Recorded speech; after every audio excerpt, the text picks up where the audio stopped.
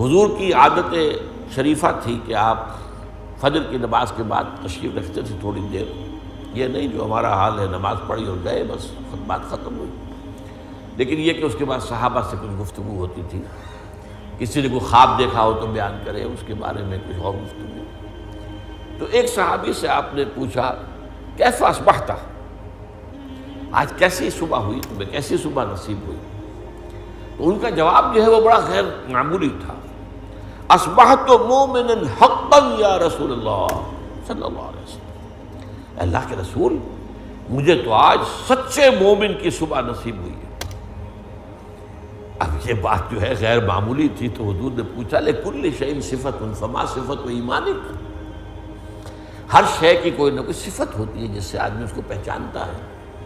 تو یہ جو تم کہہ رہے ہو کہ مجھے سچے مومن کی صبح نصیب ہوئی ہے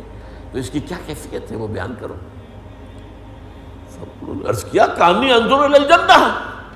میری کیفیت یہ کانی وہی لفظ ہے، کاننا کا طرح ہو، کانی انظر الی الجنہ، مجھے تو محسوس ہوتا میں جنت کو دیکھ رہا ہوں، وکانی انظر الی النار، اور مجھے تو یقین ہے کہ ایسے جیسے کہ میں دیکھ رہا ہوں جہنم کو۔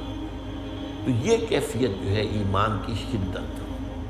ایمان کا اس درجے میں ہو جانا جو ہے در حقیقت یہ احسان اسلام ہے۔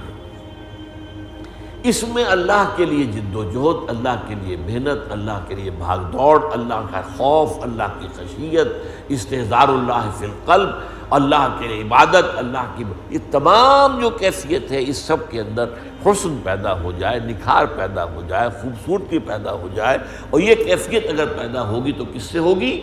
وہ یقین کی گہرائی سے۔